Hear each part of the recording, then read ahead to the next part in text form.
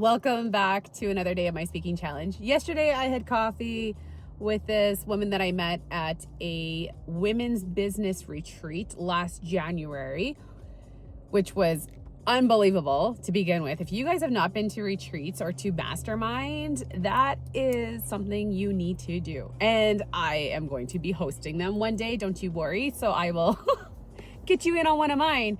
But anyways, we met because we're both business women. We had coffee yesterday and I was telling her a bit about my story and she's like, wow.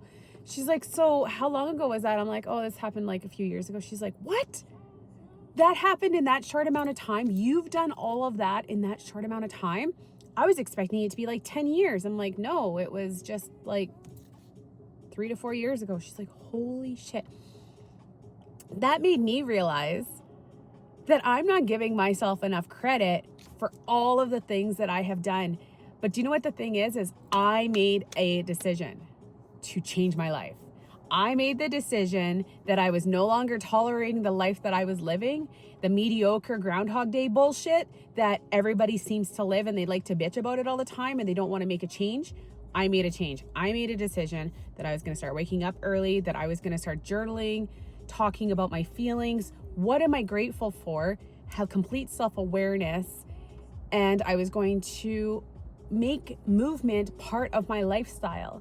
I used to make fun of people in Mexico that would be in the gym.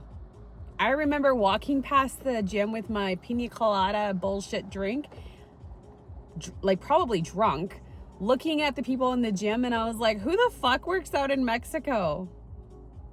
I do. I will not stay at a facility if there's not a gym. And if there's not a gym, I will find one within the area because it's part of my lifestyle. It's part of who I am now. That wasn't me years ago. Probably 10 years ago, that was not the Amanda. That Amanda was the drunk, overeating, fat, lazy, mediocre Amanda. That's not who she is anymore. This Amanda, she goes to places that are going to elevate her, that's going to lift her energy. Because when you stay at different places that are a higher energy, you feel different, you act different, you think different, and you're motivated. So when you surround yourself with different areas like that, with environments, with people, you're going to level up. And that's what I've been doing the last 3 to 4 years, is I've been elevating myself with my environment, my thoughts, my actions, and the people that I hang out with. That's all for today.